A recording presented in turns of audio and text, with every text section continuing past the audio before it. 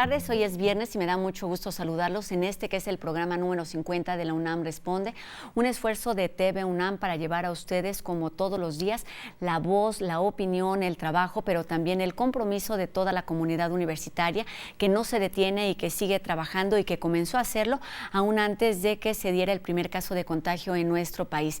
Un compromiso que se mantiene con el objetivo de hacer que esta pandemia tenga los menores efectos y también con el objetivo de que esta contingencia sea lo menos complicada. Estamos ya unos días de regresar a la llamada nueva normalidad y también estamos viviendo días en donde las cifras de contagio y de fallecimientos son altas. Entonces, es normal que aparezcan sentimientos como miedo, la confusión y también el desconcierto, que pensemos en lo que hemos perdido y también en lo que está por venir. Y para hablar de este y otros temas, de los distintos duelos que se aparecen durante una epidemia, que es la más grave que hemos vivido como país, estaremos conversando esta tarde con la maestra Guadalupe Medina, quien es tanatóloga y académica de la Facultad de Psicología de nuestra universidad. Así que si tienen alguna duda o comentario, pueden hacerla llegar a nuestras redes sociales o a través de los números de WhatsApp que ustedes ya conocen. Durante los próximos minutos también tenemos cultura, hablaremos de los grupos vulnerables y algunas otras reflexiones que esperamos sean de su interés. Y bueno, esta tarde comenzamos el programa hablando de lo que sucederá a partir del 1 de junio. Sabemos que termina la Jornada Nacional de Sana Distancia y con este motivo los miembros de la Comisión Universitaria para la Atención de la Emergencia del Coronavirus de nuestra universidad, que coordina el doctor Samuel Ponce de León y que tiene como a uno de sus voceros al doctor Mauricio Rodríguez de la Facultad de Medicina, el día de ayer emitieron un comunicado en donde se refieren a esta llamada normalidad, hablan de distintos puntos con referencia al cuidado de nuestra salud y de la higiene, y hacen un énfasis importante en la necesidad de evitar contagios en nuestro círculo más cercano, aun cuando estemos construyendo esta nueva normalidad. Vamos a escuchar fragmentos de este anuncio.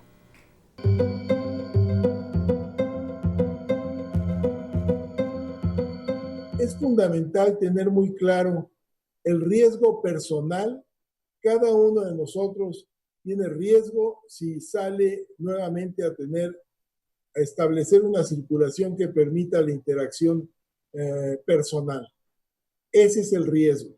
Se necesitan medidas específicas en los sitios donde se estén llevando a cabo trabajos esenciales para poder tener protocolos que garanticen la seguridad de todos los usuarios y de quienes ahí trabajen.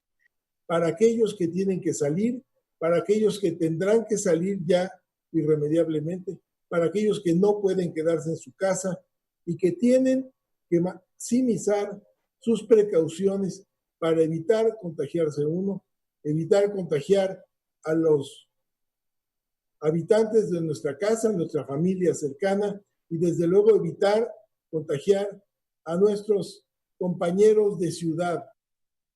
Pues enfatizar en mantener el confinamiento voluntario cuando menos 2 semanas más, procurando salir de casa únicamente a asuntos indispensables, ¿no? Que será pues compra de alimentos y medicamentos, atención de enfermos y trabajos esenciales. Enfatizar la utilización de los cubrebocas para todas las personas con los fines claramente determinados, evitando la transmisión de aquellos todos asintomáticos, y también de alguna manera otorgar una protección que existe para aquellos que lo portan en frente de otras personas que pudieran tener la posibilidad de transmitirles la infección. Es importante respecto a los cubrebocas enfatizar que efectivamente no son cómodos, pero tenemos que aprender a usarlos porque los vamos a usar de aquí en adelante durante buen tiempo. Y esta conferencia la terminó el doctor Samuel Ponce de León con estas palabras, diciendo: somos responsables de lo que sucede con nosotros mismos, pero también somos responsables de cuidar a los demás, así es que no nos queda más que actuar responsablemente. Y ahora vamos con el panorama de lo que sucede en el resto del mundo, donde ya se han registrado cerca de 102,000 fallecimientos por COVID-19. Vamos con el panorama. Brasil confirma cifra récord de 26.417 nuevos casos de COVID-19 y 1.156 nuevas muertes en un solo día. Estados Unidos registra 21.700 nuevos casos y 1.174 fallecimientos por coronavirus. Rusia informa récord en el número de muertes por COVID-19 con 232 fallecimientos en las últimas 24 horas. México registra 447 muertes por COVID-19 en las últimas 24 horas, elevando la suma en el país a 9.044 fallecimientos. India registra aumento récord en el número de casos con 7.466 infecciones y supera el número de muertes en China con más de 4.700 defunciones. Qatar registró 1.993 nuevos casos y 3 muertes en las últimas 24 horas.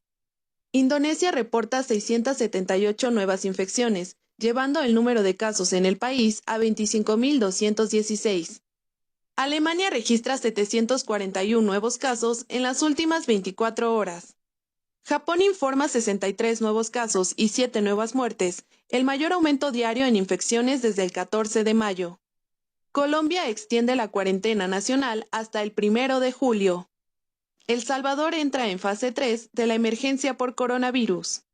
Pakistán reanudará las operaciones de vuelos internacionales. Argelia extiende bloqueo parcial en la mayoría de las provincias del país hasta el 13 de junio. Grecia permitirá la entrada a turistas de 29 países de Europa y Asia a partir del 15 de junio. Y como todos los días nos enlazamos con el doctor Carlos Rosales del Instituto de Investigaciones Biomédicas, quien hoy nos habla de esas distintas complicaciones que pueden tener los enfermos por COVID-19 y también esto de acuerdo a las edades. Escuchemos. Buenas tardes, doctor. Gracias, Rosa. Buenas tardes. Qué bueno que sigue con nosotros en la UNAM Responde. Hemos visto que la pandemia en México sigue en aumento y ahora tenemos cerca de 80,000 casos confirmados y desafortunadamente más de 8,000 defunciones. Esto es, la tasa de mortalidad en México es arriba del 10%, lo cual es mucho más alto que el promedio mundial, que es alrededor de 5%. Las personas que han fallecido en México por infección del coronavirus están en su mayoría entre 35 y 60 años de edad. Entonces, en México, las personas más afectadas son adultos jóvenes. De estos, 2/3 partes son hombres. Entonces, fallecen más hombres jóvenes por coronavirus que mujeres en México. Dentro de las personas fallecidas, aproximadamente 40% de ellos tenían hipertensión y casi 40% también tenían diabetes. Aproximadamente un poquito menos de 30% de ellos tenían sobrepeso y alrededor de 10% eran fumadores. Otros cuadros de complicación son enfermedad cardiovascular, aproximadamente 8%, y un poquito, 5%, por inmunosupresión. Entonces, si usted está entre 40 y 60 años de edad y tiene alguna de estas complicaciones, hipertensión, diabetes o obesidad, está en el grupo de mayor riesgo. Evite contagiarse de coronavirus. Sigamos todas las recomendaciones de aislamiento físico e higiene para evitar que el número de contagios siga creciendo. Cuidémonos todos. Gracias. Regresamos con Rosa al estudio de TV UNAM. Han pasado alrededor de 10 semanas desde que comenzó en nuestro país esta contingencia por COVID-19 y bueno, hemos transformado nuestra forma de convivir con la familia, con los amigos, nuestra forma de trabajar, de aprender. También hemos dejado de viajar y hemos cambiado y aprendido nuevas formas de estar entretenidos y bueno, aprendiendo a estar también en casa. Son muchas las cosas que hemos perdido o transformado, pero ¿cómo puede ayudarnos la tanatología a entender este proceso complejo? De esto estaremos platicando esta tarde con la maestra Guadalupe Medina, quien es psicóloga y profesora de Psicología Clínica de la Facultad de Psicología de nuestra universidad. Maestra, ¿cómo está? Buenas tardes. Buenas tardes, bien, muchas gracias. Pues, Pues muchas gracias, mucho de qué platicar, muchas dudas y quizá en busca de tranquilidad lo primero que me gustaría que nos ayudara a entender cuáles son las herramientas que nos provee la tanatología para entender este tipo de pérdidas que hemos tenido durante todas estas semanas y las que falten. Bueno, sí, es mucho lo que se puede apoyar y ayudar a través de la tanatología, desde el momento en que nos ayuda a hacer conciencia de que todo esto que estamos viviendo ahorita, todo lo que la pandemia nos ha traído, la serie de cambios, son pérdidas y que nos lleva a hacer duelos. O sea, ayuda mucho a la salud mental estar en la conciencia de que lo que nos está pasando, de que el hecho de estar guardados en casa, que hemos perdido un poco pues la libertad de salir o de hacer nuestra vida cotidiana como la veníamos haciendo, de que hemos roto las rutinas que teníamos de ir a trabajar cotidianamente, de que ya no puedo ir al restaurante como iba antes, no puedo verme con mis amigos como lo hacía antes, etcétera. Todo esto son pérdidas que estamos acumulando, que la propia pandemia nos ha traído porque nos ha volcado a una serie de cambios y ayuda a saber que estas pérdidas nos están provocando un duelo porque nos traen diferentes emociones que van y vienen y que no sabemos qué nos está pasando. A lo mejor nos estamos sintiendo angustiados, a lo mejor estamos con mucho estrés porque tuve que romper la rutina que yo llevaba. Me levanto sin ganas de hacer nada, o ya no me quiero despertar tan temprano como lo hacía antes. En fin, estamos como seres humanos, estamos acostumbrados a establecer rutinas como en una necesidad de control. Cuando hago rutinas, creo que estoy como en una certeza, como en un control sobre mi vida, y esta pandemia nos ha venido a romper esta rutina y a estresarnos y sentirnos vulnerables porque estamos perdiendo el control. Estamos percibiendo un mundo caótico en el que no tenemos ninguna certeza o escuchamos diferentes informaciones, tanto de las redes sociales como de los noticieros, por ejemplo, de la Secretaría de Salud, por supuesto, y desgraciadamente nos estamos saturando de toda esta información, toda la leemos y la creemos como cierta, por esta necesidad de buscar un control y de buscar una certeza, cuando en realidad en la vida en sí no es cierta nunca, o sea, no hay certezas nunca, ¿no? Yo creo que tenemos que aprender a vivir con esto y a entender que la única certeza que tenemos en la vida es que vamos a morir. De ahí en fuera no veo otra, y entonces hay una incertidumbre siempre, pero hoy se nota más. Hablábamos solamente en esta segunda pregunta del por qué la importancia de hacernos conscientes que la única certeza es la muerte para ayudar a entender mejor lo que vivimos en esta pandemia, maestra. Sí, es parte de la importancia de vivir con esta conciencia. Estábamos todos antes de la pandemia a lo mejor en un automatismo, creyendo que teníamos control sobre nuestra vida y creyendo que podíamos ser felices con lo que teníamos, con estas certezas entre comillas, porque no nos cuestionábamos nada y estábamos como en una rutina, en un automatismo, y llega esta pandemia y trastoca todo, nos provoca cambios, y entonces es como darnos cuenta, o nos hace darnos cuenta de que en realidad la vida puede cambiar en cualquier momento, que no podemos garantizar los planes que tenemos sobre lo que haremos mañana, tal vez, y darnos cuenta de que no tenemos certeza de nada.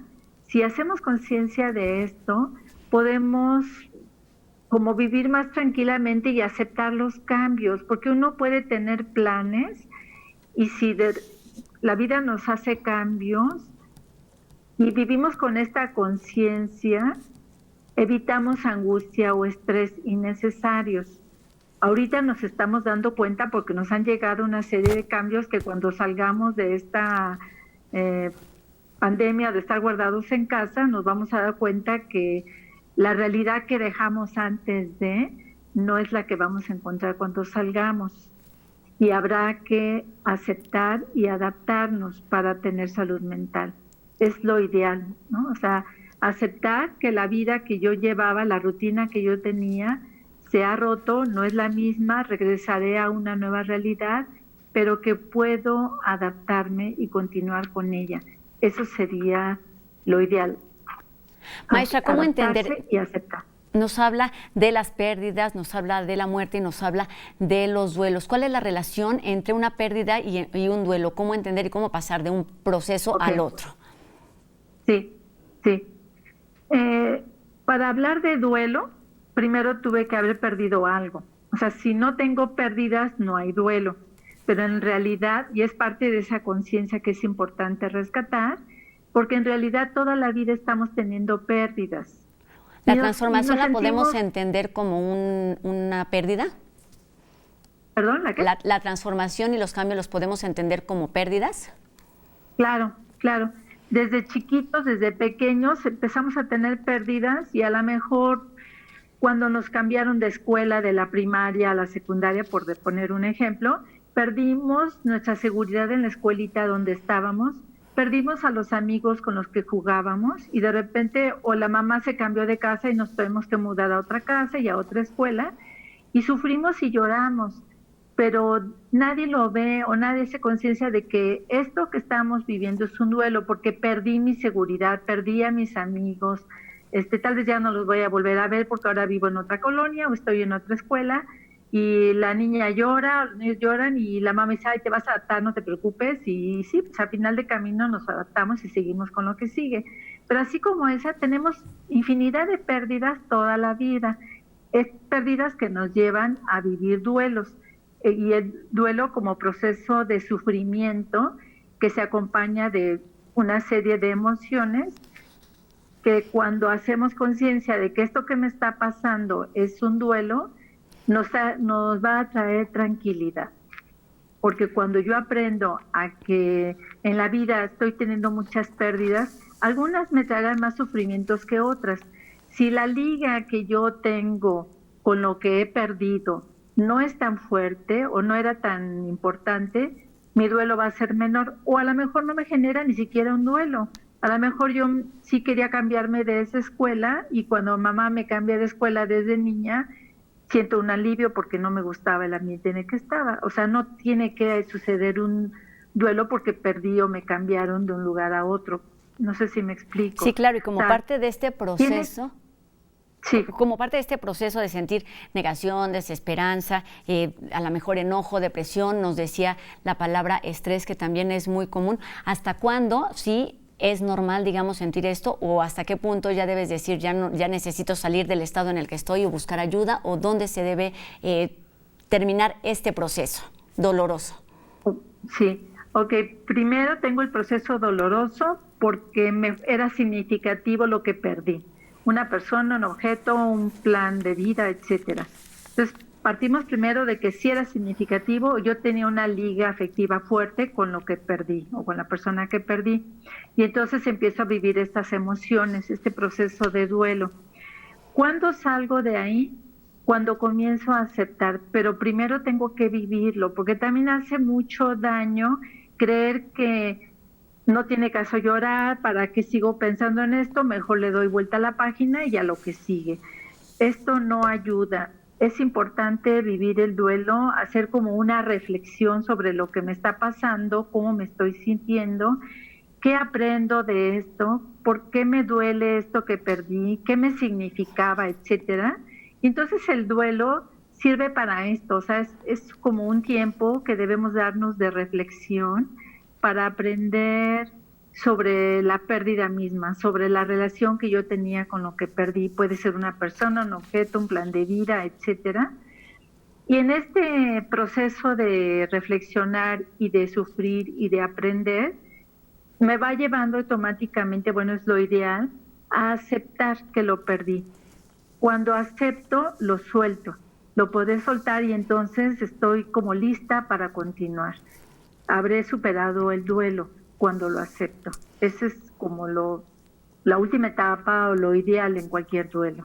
Pues seguramente las personas lo vivimos de distintas maneras, de acuerdo a nuestras realidades, también a nuestra forma de ser, a nuestra personalidad, pero lo que es importante resaltar es que todos debemos aceptar y soltar, y más lo que está sucediendo durante esta pandemia es una sensación, digamos, generalizada, y precisamente para hablar de todos estos temas, de cómo readaptarnos a esta nueva normalidad, a esta nueva realidad, estaremos conversando más adelante de nueva cuenta con usted, maestra. Nos permite unos minutitos. Es momento de hacer una pausa aquí en la UNAM Responde, y antes los dejo con un avance de lo que podrán ver este domingo en Vindictas aquí por TV UNAM, esta serie que nos invita a acercarnos a la vida y a la obra de mujeres destacadas en las artes. Vamos con esto y enseguida volvemos a una pausa. Vamos a una pausa y volvemos aquí a la UNAM Responde.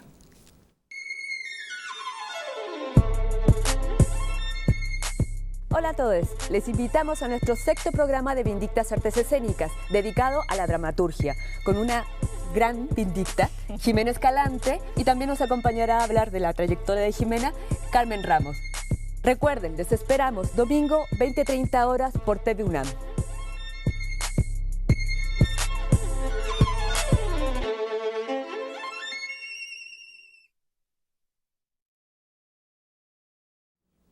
Continuamos aquí en la UNAM Responde y seguimos hablando de la LEF, que se encuentra ya en la recta final. Enseguida escucharemos a la doctora Diana Martínez, quien pertenece a la Coordinación de Igualdad de Género de nuestra universidad, para saber qué actividades nos presentan. Escuchemos.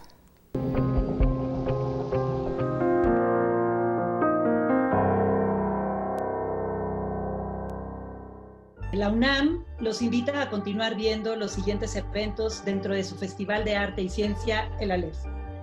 Aún nos quedan varios días de disfrutar, de aprender y reflexionar en esta época tan particular. El viernes 29 de mayo nos llevará a reflexionar con Judith Butler a las 18:30 horas. Sábado 30 de mayo tenemos participantes como Edgar Queret, Jorge Volpi y José Gordon para compartirnos reflexiones sobre la creatividad e imaginación en los tiempos del coronavirus. Abordarán el cómo la literatura ejercita los recursos de la imaginación en tiempos de confinamiento y cómo concebimos el nuevo mundo que nos espera cuando desaparezca el virus. Esto será a las 4 de la tarde del día sábado.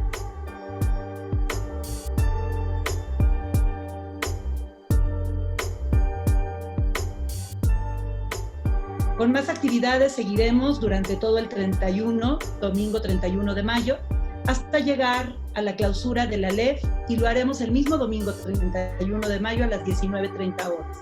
Nuestra clausura será con una videoconferencia de Jean-Luc Nancy y lo presentará Jorge Volpi, titulada El final del mal infinito. Las actividades de todo el festival las pueden seguir disfrutando más allá del final del festival en la página oficial de la LEF UNAM. Esta es culturaunam.mx en la LEF.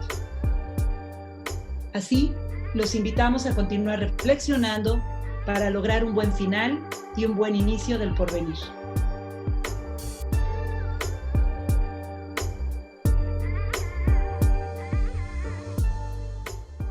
Estemos muy al pendiente de este encuentro entre arte y ciencia que concluye el domingo 31 de mayo.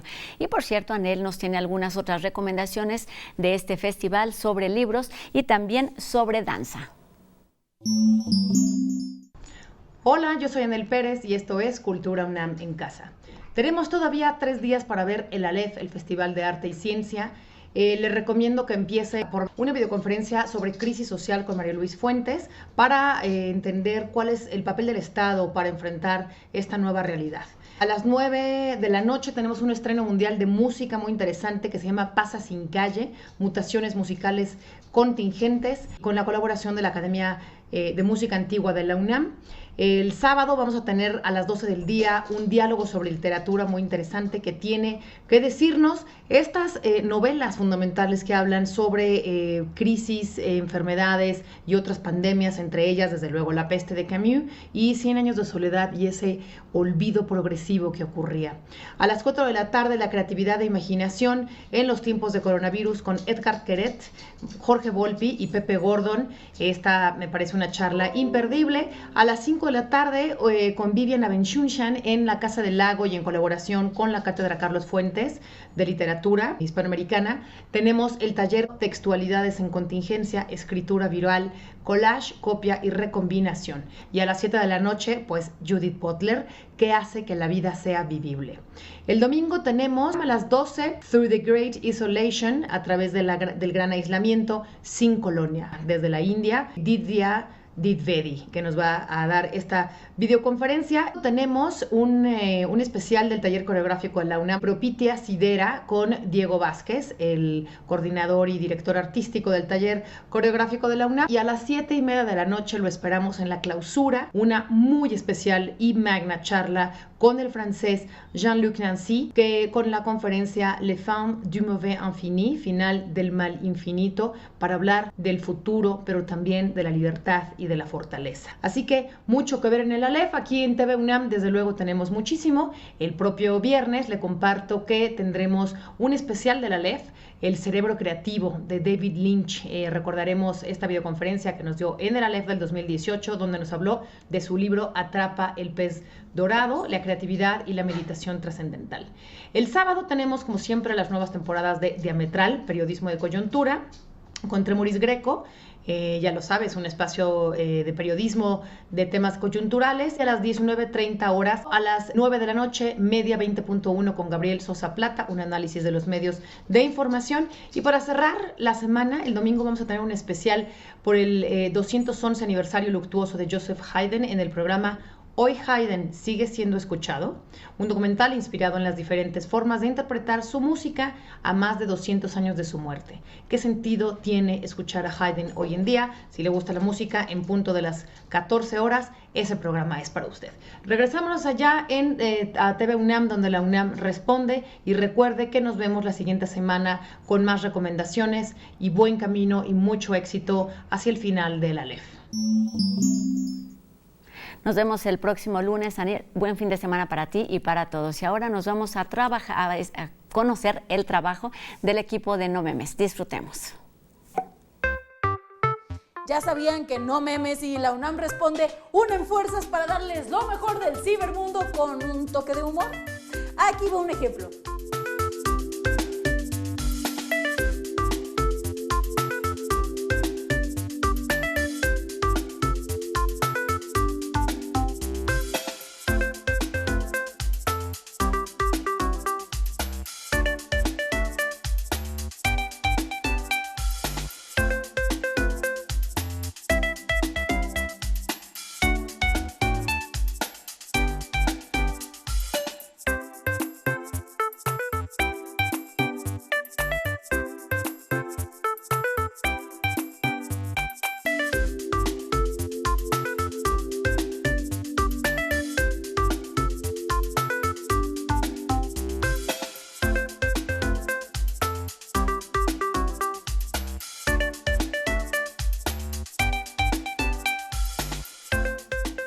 Y para conocer cómo se lee la pandemia desde el punto de vista feminista, tenemos la siguiente cápsula y enseguida una pausa. No se vayan, volvemos aquí a la UNAM Responde.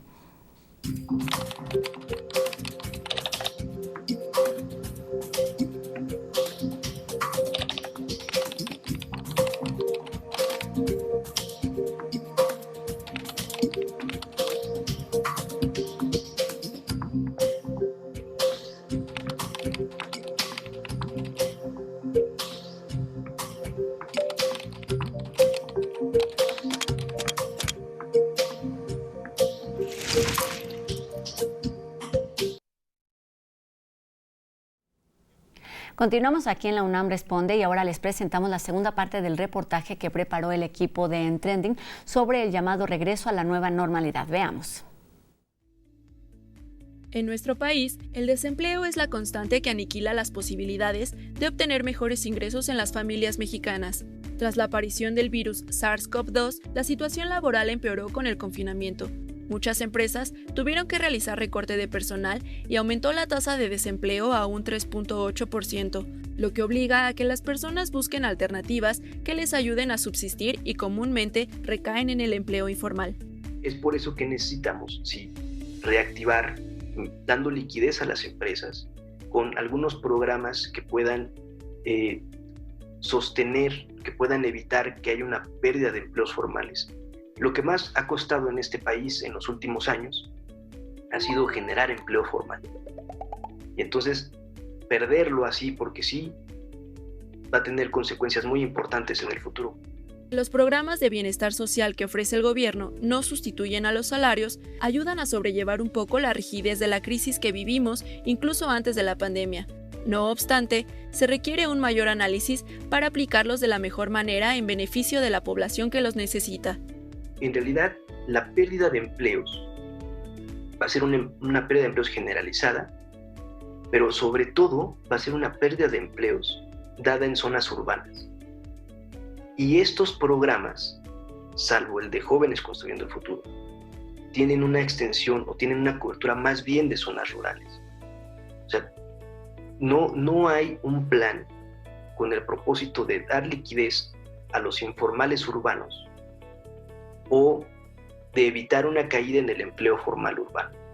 Por otra parte, la ley de austeridad republicana que decreta el presidente supone ayudar a los más necesitados tomando en cuenta la brecha de desigualdad. Sin embargo, desde una visión económica, implementarla no es tan fácil como se piensa.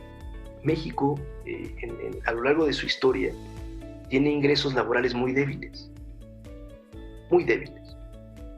Entonces, lo que se necesita es una política industrial que al mismo tiempo que aliente la creación de industrias nuevas, no podemos ir sobre lo que ya se tiene, sino que haya una expansión de industrias nuevas, adecuadas, al mismo tiempo tenga como prioridad una política salarial que eleve el poder adquisitivo de los trabajadores. Esta idea de que primero los pobres es muy loable, ¿no? Por supuesto que sí, pero lo que no alcanza a ver es que para que efectivamente haya un beneficio de los pobres, también se tiene que recurrir a toda la demás estructura económica.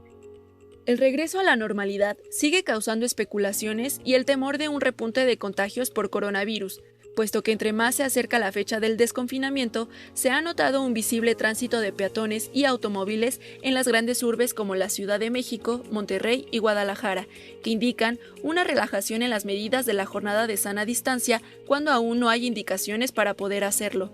Pero, ¿qué va a ocurrir en el transporte público? O sea, vamos a tener transporte público a la mitad. No se ha dado un plan sobre eso respecto a la ciudad, ¿no? Debería haber un servicio mucho más ágil en el metro, sobre todo en horas pico, porque esos son puntos realmente de mucha posibilidad de contagio, puntos de riesgo efectivos. Entonces, ¿qué parte del plan habla sobre la movilidad de las personas dentro de la ciudad? Sobre la cotidianidad de las personas dentro de la ciudad o de algunos lugares en donde, si queremos que esto no tenga mayores impactos económicos, sí hay que restablecer la actividad económica. Aunada a la crisis pandémica, la crisis económica se vuelve más aguda. Con los miles de empleos perdidos, las muertes y la incertidumbre que genera en la sociedad, la falta de interés por informarse de manera fidedigna. Yo lo que creo es que el gobierno, digamos, más allá de su concepto de austeridad y de finanzas sanas, debería asumir su papel, el papel que tiene como promotor del crecimiento y del desarrollo en este país, pero al mismo tiempo traer a todos los demás actores económicos, políticos, sociales, con el propósito de hacer un gran pacto y de decir que efectivamente el Estado va a ampliar su cobertura, va a ampliar su capacidad para endeudarse y para reactivar la actividad económica, pero a qué se comprometen cada uno de los otros sectores. Y seguimos con la voz de especialistas universitarios. Saludamos de nueva cuenta a la maestra Guadalupe Medina, tanatóloga y académica de la Facultad de Psicología de nuestra universidad, quienes ya nos platicaba en este primer bloque sobre los sentimientos que podemos sentir en estas semanas de pérdida, de transformación, sobre la importancia que tiene la necesidad de dejar de controlar y de tomar conciencia. Maestra, platíquenos en este sentido, y para afrontar esta contingencia, la Facultad de Psicología está realizando distintas labores, distintos trabajos. Platíquenos en qué consisten.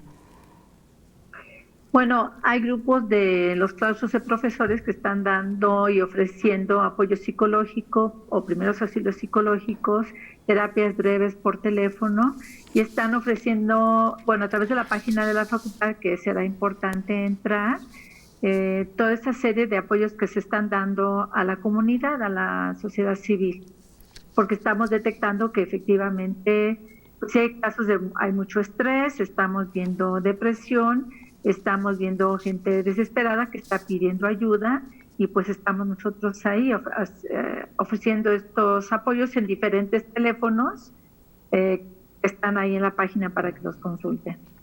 Alguna vez nos decía aquí un especialista, psicólogo y colega de usted, que cada quien debe saber o sentir en el momento en el que es necesario buscar la ayuda, ya sea tanto del psicólogo o del tanatólogo. Pero para la comunidad en general podemos dar como algunas herramientas, algunos consejos para prepararnos a este regreso a la normalidad y dejar atrás estas sensaciones de miedo, de incertidumbre, de angustia, quizá de desgano. ¿Por dónde empezar, maestra? Bueno, como especialista también en tanatología, no puedo dejar de mencionar la importancia darnos cuenta primero que esta pandemia nos ha enfrentado con nuestra propia muerte. A partir de que escuchamos el caos en el que estamos y que escuchamos que o a lo mejor alguna amistad o algún ser querido ha muerto, y que a diario vemos que cada vez hay más decesos, esto nos está enfrentando con nuestra propia muerte, y darnos cuenta que, bueno, sí hay un miedo natural al tema de la muerte, que es un tema tabú, ¿no? Siempre lo ha sido y es un tema que queremos evitar, pero yo diría que si tenemos la conciencia de la muerte, estaremos en condiciones de valorar la existencia humana o la vida misma. Es decir, que la vida adquiere mayor importancia, mayor sentido cuando conocemos que está limitada, cuando sabemos que se va a terminar. Es decir, vamos a gozar más la vida porque existe la muerte, ¿sabes?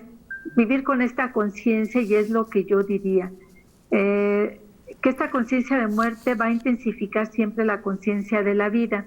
No tener el miedo de que estemos pensando con lo que está pasando ahora, que estemos pensando en que hoy pues sí existe la muerte y me puede pasar, mi vida está limitada, ¿qué tal si me sucede al rato y qué tal si me muero?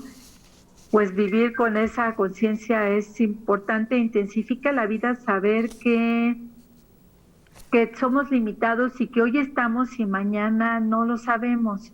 Entonces, es decir, la muerte le da sentido a la vida, porque en la medida en que yo soy consciente de que esto se va a terminar, mi vida se intensifica.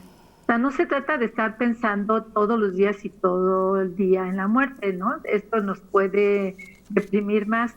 Pero si tenemos esa conciencia de que sí vamos a morir, ¿cuándo? Pues no hay una edad ni un tiempo ni formas diferentes para que esto suceda, pero mi vida se va a intensificar porque sé que es limitada, porque sé que se va a terminar. Entonces la vivo mejor, la disfruto y me instalo, digamos, me quedo más en la vida y valoro más lo que sí tengo, lo que estoy viviendo aún en el confinamiento en mi casa. O sea, disfrutar más y agradecer a la vida o a quienes cada quien quiera por lo que sí tengo, por lo que puedo hacer todavía. Y bueno, el regreso a la nueva vida o a la nueva realidad, pues sí, va a ser un regreso que nos va a traer todavía ahí como en un duelo más o menos crónico, y que cada quien lo va a ir resolviendo poco a poco en lo que nos adaptamos a lo que la vida nos va dando, con la idea de fluir y de aceptar lo que vayamos pudiendo tener. Maestra, nos habla usted de la importancia de que nosotros asumamos que vamos a morir y entonces se puede intensificar la vida, pero ¿qué sucede cuando quienes pierden la vida son esos familiares cercanos? En esta pandemia, ya nos lo decía también en el primer bloque de la entrevista, estamos muy enfrente de la muerte, la tenemos muy cerquita y es una forma de hacernos sí conscientes, pero también me parece que debe haber como algunas herramientas que pueden ayudar para fortalecer a estas personas que están cercanas de los casos. Yo creo que es lo mismo, o sea, porque han muerto mis seres queridos, seguramente nunca me había preparado, yo nunca había pensado que la muerte iba a llegar o a alguno de mis seres queridos.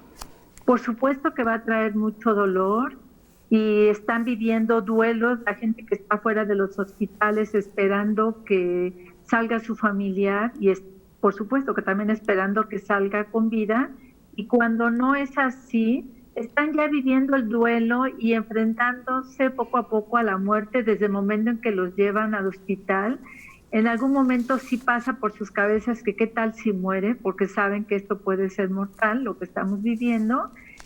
Y están ya viviendo el duelo y de ahí que se vea este ambiente en los hospitales, lo que hemos escuchado mucho, estas agresiones al personal de salud, a médicos y enfermeras. Y esto es parte del mismo duelo. Hay un enojo, hay una ira, porque no acepto que mi ser querido murió. No acepto y alguien la tiene que pagar, ¿no? Entonces es una reacción de mucho coraje, de ira, como parte de este proceso de duelo.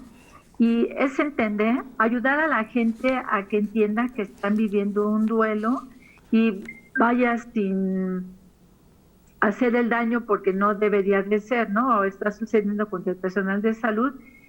Sí vivir sus emociones, sí llorar, despedirse de sus seres queridos, hacer un funeral en la medida de lo posible. Si lo que reciben después ya son las cenizas, bueno, tienen las cenizas y tendrán el acta de defunción y con eso y con lo que yo quiera hacer, poder hacer un ritual de despedida de mis seres queridos y llorarlo y dejar salir todas las emociones, claro, sin dañar a otras personas como lo hemos estado viendo, pero sí dejar salir todas las emociones y vivir el duelo. Es algo que, bueno, desgraciadamente lo vamos a vivir siempre en la medida en que teníamos ese apego, esa liga con la persona que murió, pues lo tenemos que enfrentar, lo vamos a vivir. Y lo importante es poco a poco dejar de resistirnos y decir, es como una forma de decir, pues sí, ni modo, ¿no? O sea, sucedió, ya pasó, sí, se murió, lo voy a extrañar mucho, lo quería mucho y esta persona permanecerá viva en mi recuerdo y en mi corazón. Y estar como en ese proceso de ir adaptándome a mi vida sin esta persona para finalmente llegar a la aceptación, pero sí dejar salir todas estas emociones. Vivir las emociones y adaptarnos a estas nuevas condiciones, porque lo que ha cambiado también es esta forma de despedir, los velorios, los entierros, pues evidentemente con estas medidas de distanciamiento han cambiado. Hay un sector o un grupo que me parece ahí muy vulnerable, que son los niños. Quizá los adultos podemos tener más herramientas para entender lo que está pasando y en medio del encierro hay menores que están viviendo este tipo de experiencias. ¿Cómo ayudar, cómo hacerles sentir que lo que está pasando forma parte también de la vida? Yo creo que desde el principio, o sea, desde con los niños hay que hablar siempre con la verdad al tamaño de sus posibilidades o de su comprensión. Desgraciadamente a los niños se les aparta, no se les dice la verdad porque no lo van a entender o van a sufrir mucho, mejor no le digo. De hablar con la verdad con los niños es importante que conozcan que un familiar murió, el abuelito o el papá o la mamá, y acompañarlos. Lo importante es estar con ellos y llorar juntos. Es darles la oportunidad de que en solidaridad vivan y sufran el duelo por la persona que murió. es un error apartarlos o decirles mentiras, o si no mentiras, no decirles la verdad o estar en el silencio. Los niños en su tamaño van a entender, o en sus posibilidades van a entender lo que es la muerte, y van a entender que sí hay un virus que nos está afectando y que la gente se enferma y puede morir. Esa es una realidad. Y los niños empiezan desde chicos a entender esto. Y aprenden también de lo que ven en casa. Maestra, para terminar esta conversación, usted tiene la formación de tanatóloga, pero también de psicología. ¿Cómo estas dos disciplinas se complementan y ayudan justamente para prepararnos a enfrentar de mejor manera cualquier tipo de pérdida? Así es muy importante porque son emociones. Trabajamos, bueno, sí, soy psicoterapeuta y entonces aplico la tanatología con los pacientes porque, por lo que le decía, por las pérdidas toda la vida, y uno lo ve en el consultorio, hay pérdidas de diferentes tamaños y por diferentes motivos, y entonces ayuda mucho la tanatología para ayudar y acompañar a las personas a entender el duelo y ayudarlos en el camino, en el proceso, hasta llegar a la aceptación. Se complementan mucho, apoyan mucho las dos, la psicología y la tanatología.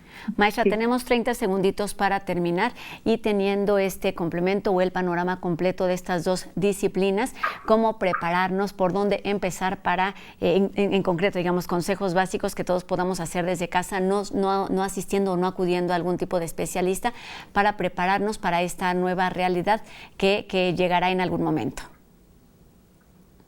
Bueno, yo lo que diría es que efectivamente yo creo que nadie estábamos preparados para lo que está pasando ahorita, pero lo importante es aceptar y adecuarnos poco a poco a la nueva realidad que nos está presentando la vida cuando empecemos a salir, o desde que estamos aquí guardados también, y que lo más importante es vivir con una actitud consciente de que sí nos vamos a poder adaptar, de que sí vamos a poder salir adelante, y de la importancia de vivir con esa conciencia de momento que estoy viva, sé que voy a morir, y entonces me quedo en la vida y disfruto la vida el tiempo que la tenga, pero es aceptar y adaptarse a lo nuevo. La vida es un constante cambio. Hay que entender eso. Toda la vida estamos teniendo cambios. Aquí se nos vinieron varios al mismo tiempo, tal vez, pero son cambios a final de cuentas. Hay que aceptar y hay que adaptarlos a las nuevas realidades que vamos teniendo a lo largo de la vida. Y lo que sí podemos hacer cada uno es entendiendo que si tenemos tiempo para reflexionar, podemos encontrar estos efectos positivos del encierro y de la pandemia para en algún momento reintegrarnos a la nueva normalidad. Maestra, le agradezco muchísimo estos minutos para la UNAM Responde. Maestra Guadalupe Medina, psicóloga y profesora de Psicología Clínica de la Facultad de Psicología de nuestra universidad. Muchas gracias y buenas tardes. Con gusto. Buenas tardes. Pues ahí están estas herramientas que seguramente serán de utilidad. Y ahora es viernes de buenas noticias y Flavio nos presenta una nueva plataforma de ayuda solidaria, y para ello tuvo una conversación con Simón Levy. Vamos a escucharlos. Hola Rosa, buenas tardes. Hoy es viernes y como tú sabes y como todos sabemos es viernes de buenas noticias. Hoy quiero recordar un reportaje que hice en la colonia Hernández Pasión en el estado de Morelos sobre la manifestación de los trapos blancos, estas 200 familias que tuvieron que salir a exigir al gobierno que se ocupara de ellos, ¿no? Porque estaban prácticamente encerrados por la cuarentena, pero sin trabajo y sin alimentos. El video se lanzó el 4 de mayo y más o menos tardaron 12, 13 días, 2 semanas, en que el gobierno acudiera a ayudar a estas familias.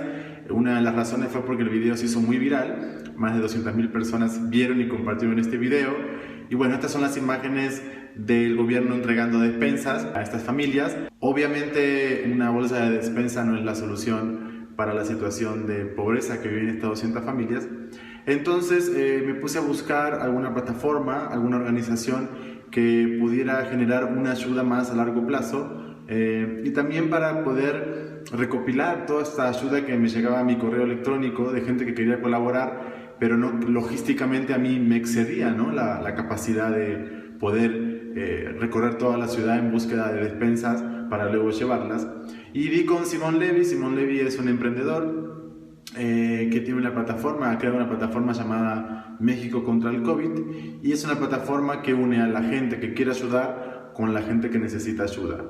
Y lo entrevisté y esto es lo que nos cuenta Simón de su plataforma. Mucho gusto, soy Flavio. Flavio, muchas gracias, me da gusto saludarte. Primero, no es mi página, es una plataforma colaborativa y es de todos los mexicanos. Hay un esfuerzo de más de 7,000 personas que hace 2 meses empezaron a hacer esto. Y sí, justamente es eso, romper todos los límites, todos los obstáculos y sobre todo la intermediación para conectar ciudadano a ciudadano de alguien que ofrece algo y alguien que está dispuesto a recibirlo. ¿Me puedes explicar muy fácilmente de qué va la plataforma? Tú agarras cualquier, digamos, un teléfono, a través del teléfono tú te metes al portal y tú dices, yo quiero una despensa. Pones tus datos, dices dónde está la plataforma, te ubica, te georreferencia dónde estás y en alrededor de 2 a 6 horas la plataforma busca a alguien que tenga la despensa que tú estás necesitando, te manda un correo electrónico o te manda un mensaje y te dice, ya encontramos a la persona que te va a donar la despensa que estás buscando. Y lo mismo al revés. Entonces, en este caso concreto, por ejemplo, yo que he hecho este documental y la gente se ha acercado a mí, como no tengo la capacidad logística, yo le podría decir a todas estas personas que lo hagan a través de tu plataforma. Sí, que se conecten directamente, que se inscriban en la plataforma y los van a contactar directamente otros ciudadanos gracias a la inteligencia artificial, Flavio. Tenemos un motor de búsqueda. Vamos a suponer, si tú quieres manzanas, el motor de búsqueda lo que hace es que te conecta con alguien que tiene las manzanas y te conecta directamente. Y tenemos 5 maneras de poderlo hacer. Las personas que tú visitaste en Morelos se pueden contactar por teléfono si no tienen internet, por la plataforma digital, por la plataforma web, por SMS o por WhatsApp y por las redes sociales Facebook o Twitter. Pero ¿cómo hacen estas personas para que la comida y la asistencia llegue a las manos de estas otras personas? O sea, ¿ustedes son los que hacen la logística y la entrega de la comida? No, nosotros no somos intermediarios de nada. Vamos a poner el mismo ejemplo. Vamos a suponer que tú quieres una despensa de comida, ¿ok? Entonces tú te inscribes, una de las personas que tú visitaste se inscriben en la plataforma por las 5 maneras que te acabo de decir y dicen, yo necesito una despensa que tenga aceite, arroz, huevo, leche, etcétera, etcétera, etcétera, ¿ok? Entonces lo que hace nuestra plataforma es conectar a esa persona con alguien que está dispuesto a darle esa despensa y los conecta directamente. Ah, o sea, esa persona que está dispuesta a dar la despensa se tiene que hacer cargo ella misma para que llegue la despensa a la persona que la necesita. Así es, y eso es lo que ha explosionado esta plataforma, que conectamos gente con gente directamente. ¿Tú crees que se puede implementar como un plan de ayuda, pero a largo plazo? Yo creo que la solidaridad tiene un límite. Y lo que estamos haciendo es que ya no es solamente la plataforma México contra COVID-19, sino que, como te dije al principio, también ya estamos creando trabajo. Pasamos de la solidaridad sistematizada al emprendimiento. Entonces, ya estamos echando a andar una nueva plataforma que se llama 19M para darle trabajo a artesanos, a fabricantes, a ebanistas, a carpinteros, y unir todas las cadenas de valor para generar trabajo. Para este caso concreto de estas familias de la colonia Hernández Pasión de Morelos, ¿cómo podríamos hacer? Nosotros podemos inmediatamente ver quiénes son estas personas e inmediatamente difundir lo que necesitan y te puedo asegurar que en menos de 48 horas vamos a tener resueltas las necesidades que tienen.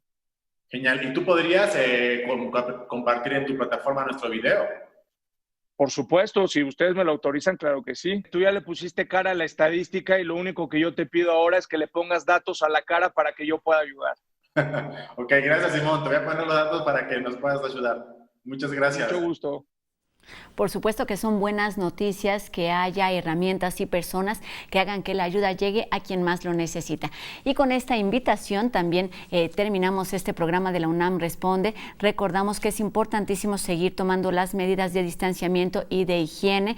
Estamos en días complicados de alto contagio y también de fallecimientos. Es importantísimo no bajar la guardia y mantenernos informados. Por ello los invito a que nos acompañen aquí el próximo lunes completamente en vivo en una emisión más de la UNAM Responde, Responde. Agradezco a todos quienes nos han acompañado y a quienes han hecho posible este programa. Tenemos una cita el próximo lunes en punto de las 2:30 de la tarde. Adiós.